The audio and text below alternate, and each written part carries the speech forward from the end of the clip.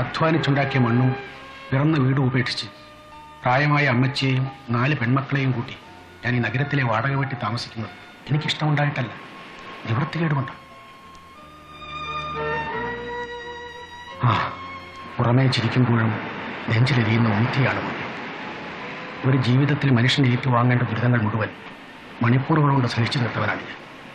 വീണ്ടും ഓർക്കാനും പുറത്താരോടും പറയാനും ഇഷ്ടപ്പെടാത്ത ആ കഥ സണ്ണിയോട് ഞാൻ പറയാം. ഇവിടെ നിന്നും വളരെ അകലെയുള്ള പുതുശ്ശേരി എന്ന സ്ഥലത്താണ് ഞാൻ ജനിച്ചത്. വളരെ സന്തോഷകരമായിരുന്നു സണ്ണി ഞങ്ങളുടെ കുടുംബജീവിതം. നഗരത്തിൽ നിന്നും വളരെ അകലെയുള്ള ഒരു കൊച്ചു ഗ്രാമത്തിൽ പണത്തേക്കാൾ ഉപരി സ്നേഹിക്കാൻ മാത്രം അറിയാവുന്ന ഇടത്തരം കർഷക കുടുംബത്തിലാണ് ഞാൻ വളർന്നത്. ദൈവഭയമുള്ള, മണ്ണിനെയും മനുഷ്യനെയും ഒരുപോലെ സ്നേഹിക്കാൻ അറിയാവുന്ന ആ ഗ്രാമത്തിലെ ഞങ്ങളുടെ കുടുംബത്തിൽ അമ്മച്ചിയോടും ഭാര്യ അന്നമ്മയോടും മക്കളോടും ചേർന്ന് ഞാൻ ജീവിച്ചു പോന്നു.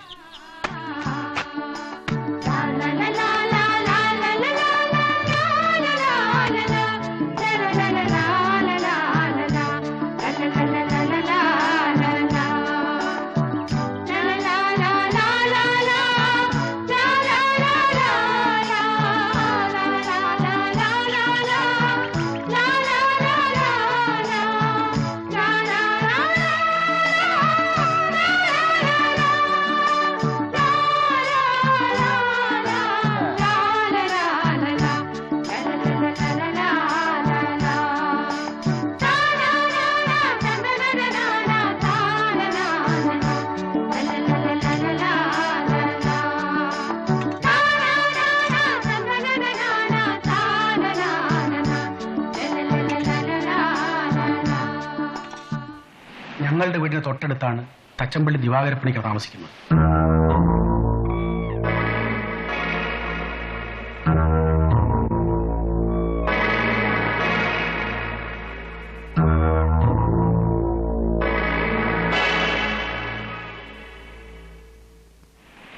പണം ഉണ്ടാക്കാൻ വേണ്ടി എന്തും ചെയ്യാൻ മടിക്കാത്ത ക്രൂരനായ അച്ഛനും ആ തണലിൽ തെമ്മാടികളായ 3 മക്കളും.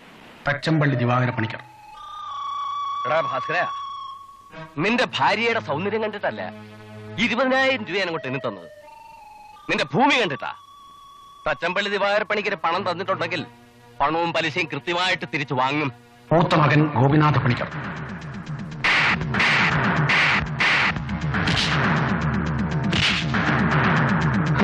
നിന്റെ പെങ്ങളുടെ കൈക്കന്ന് കയറി പിടിച്ചാൽ നീ പോലീസ് സ്റ്റേഷൻ കംപ്ലൈന്റ് ചെയ്യും, അല്ലാതെ തെണ്ടി. രണ്ടാമത്തെ മകൻ വിശ്വനാഥ പണിക്കർ. എന്റെ അനുവാദമില്ലാതെ നീ കട പൂട്ടുമല്ലേ? എന്റെ അച്ഛൻ എതിർത്തിട്ട് നിനക്ക് ഈ സ്ഥലം ഞാൻ തന്നത് എന്റെ സൗകര്യത്തിന് 2 എണ്ണം അടിക്കാനാണ്. ഇനി നീ കട നടത്തണ്ട, അതെനിക്ക് ഇഷ്ടമല്ല, മനസ്സിലായോ?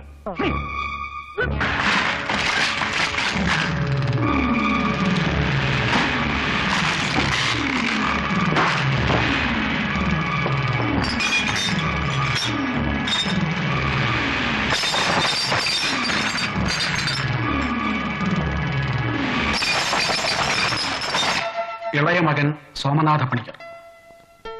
ചേട്ടന്മാരുടെ ഊഴം കഴിഞ്ഞേ നീ വരികയുള്ളൂ എന്ന് എനിക്കറിയാമായിരുന്നു. സാരമില്ല. ഇവരുടെ എല്ലാം ശിങ്കടി വാസു. തങ്കമ്മേ, ഞാൻ ആരാണെന്ന് നിനക്കറിയാമോ? തച്ചമ്പള്ളി ദിവാകരപ്പണിക്കരുടെ വലങ്കൈ. എന്റെ കയ്യിൽ വന്നിട്ടുള്ള എല്ലാ പെൺകുട്ടികളും ഇഷ്ടപ്പെട്ടിട്ടുണ്ട്. ഞാൻ നിന്നെ ഇഷ്ടപ്പെടുത്തോടി. തിന്നോടി, കുറച്ചുകൂടി ഒഴിക്കേ.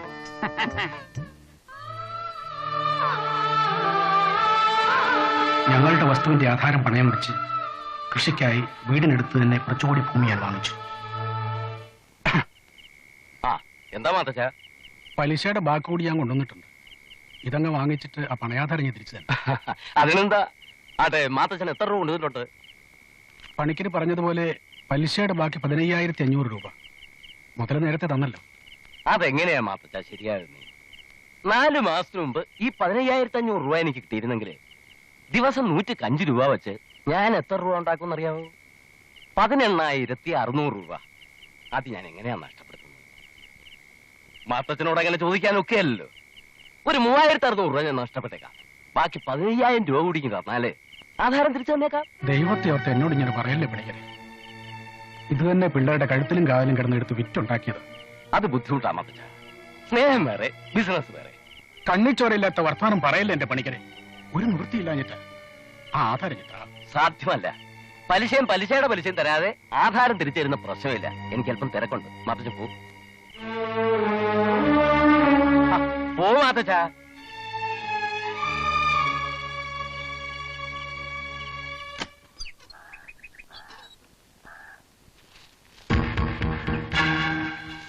നേരം വെളുത്തപ്പോ തുടങ്ങിയാണല്ലോ. വേഗം എടുത്തേർക്ക്. ആരാണ് എന്റെ വസ്തു കൈയേറുന്നേ? അയ്യോ കൊണ്ടെന്ന് ഞാൻ എന്ത് ചെയ്യാം? ഞങ്ങളുടെ വേലയെ തൊട്ട് പോരുത്. മനസ്സിലായോടാ? നിങ്ങളുടെ വേലി നിങ്ങളുടെ അവസ്ഥ അപ്പുറത്തല്ലേ? അവന്റെ ഒരു വേലി. എടോ കളവാ, താൻ വെറുതെ കിടന്ന് തൊള്ള തുറക്കണ്ട. ഞങ്ങളെ ഇവിടെ സൗകര്യം പോലെ ചെയ്യും. എന്താണെന്ന് കാണണമല്ലോ. ഇത് ഞാൻ ചോര നീരാക്കി ഉണ്ടാക്കിയ മണ്ണ. ഇതാരും കൈയിറക്കാൻ ഞാൻ സമ്മതിക്കില്ല. ആ പോടോ കളവാ.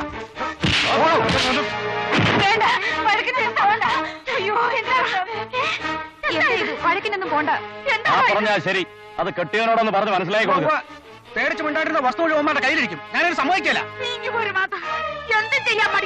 അമ്മച്ച് മിണ്ടാണ്ടി എന്നെ വിടാൻ വിടാൻ. തച്ചമ്പള്ളിക്കാരോടാ കളിയല്ലേ? ചോദിക്കാനും പറയാനും ആരും ഇല്ലെന്നുള്ള വിചാരം കൊണ്ടല്ലേ അവന്മാർ ഇങ്ങനെയൊക്കെ ചെയ്യുന്നത്. എന്തെങ്കിലും ഉടനെ ചെയ്തില്ലെങ്കിൽ വസ്തു മുഴുവൻ അമ്മയുടെ കയ്യിലിരിക്കും. നമുക്കെന്നാ പോലീസിൽ ഒരു പരാതി കൊടുത്താലോ മാത്തച്ഛ? ഒരു കാര്യമില്ല അമ്മച്ചി. സ്റ്റേഷനിൽ ചെല്ലുമ്പോ വാടി പ്രതിയാവും. കൊടുക്കുകയാണെങ്കിൽ കളക്ടർക്കാ പെറ്റീഷൻ കൊടുക്കേണ്ടത്. വസ്തുവിന്റെ പ്ലാനും കരം കെട്ടി രസീതും വെച്ചൊരു പെറ്റീഷൻ. അതിരുകല്ല അവിടെ ഉണ്ടല്ലോ. അത് കാണിച്ച് ആരെയും നമുക്ക് സത്യം ബോധ്യപ്പെടുത്താലോ? അതും അവന്മാര് മാറ്റി കഴിഞ്ഞു. പരാതിപ്പെട്ടാൽ RDOയുടെ തീരുമാനം നമുക്ക് അനുകൂലമാണെങ്കിലും അവര് കോടതി പോവാതിരിക്കില്ല. ഇതിന്റെ ഒക്കെ പുറകെ പൈസയായിട്ട് നടക്കാൻ ആരെ കൊണ്ട് പറ്റും? ഇനിയിപ്പൊ നമ്മൾ എന്നാ ചെയ്യാനാ? എന്താ ചെയ്യേണ്ടെന്ന് ഞാൻ തീരുമാനിച്ചു കഴിഞ്ഞു. എന്റെ 1 സെന്റ് ഭൂമിയും അവർക്ക് വിട്ടുകൊടുക്കുന്ന പ്രശ്നമില്ല.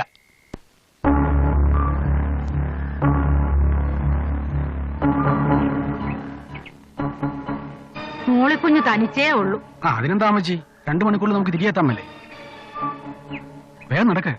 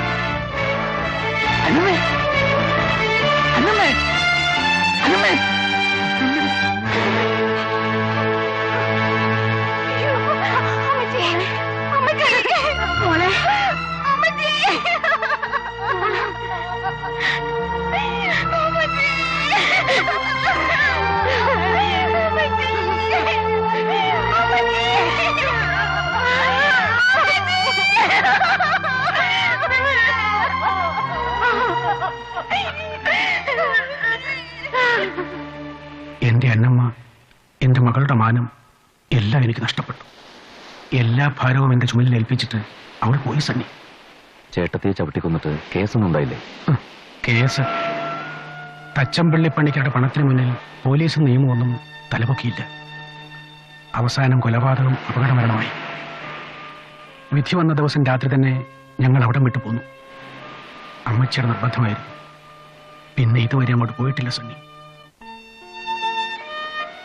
എന്റെ മോളിക്കുട്ടിക്ക് ഇങ്ങനെ സംഭവിച്ചത് ഇവിടെ ഒരാൾക്കും അറിയില്ല. ഈ ഒരു സത്യം ഇപ്പൊ മോന് മാത്രമേ അറിയാവൂ. മാതൃചേട്ടൻ എന്നെ വിശ്വസിക്കാം. അവന്മാരെ പേടിച്ച് നാട്ടിലെ ഭൂമിയും വീടും ഉപേക്ഷിച്ച് ഇവിടെ വന്ന് താമസിക്കുന്നതിൽ ഒരർത്ഥമില്ല. മാതൃചേട്ടൻ നാട്ടിലേക്ക് എന്നെ മടങ്ങണം. ഇനിയിപ്പോ ഞങ്ങളൊക്കെ ഇല്ലേ കൂടെ. പാവം മോളിക്കുട്ടി. നിന്നോടായതുകൊണ്ടാണ് ഞാനിതൊക്കെ തുറന്നു പറഞ്ഞത്. മറ്റാരും ഇതറിയരുത്.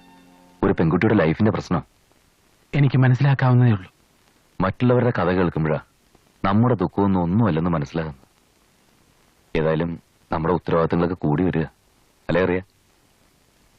നമ്മുടെ വിവാഹങ്ങൾ നടത്തിയെടുക്കുന്നത് പോലെ തന്നെ പ്രധാനപ്പെട്ടതായിട്ടുള്ള കാര്യങ്ങൾ വേറെയുണ്ട്. എന്ത് വില കൊടുത്തും മാധവൻ ചേട്ടൻ അന്യാധീനപ്പെട്ട വസ്തുക്കൾ നമുക്ക് തിരിച്ചു കൊടുപ്പിക്കണം. അതിനുവേണ്ടി നമ്മുടെ ബുദ്ധിയും ശക്തിയും നമ്മൾ ഉപയോഗിക്കുന്നു. നീ എന്ത് പറയുന്നു?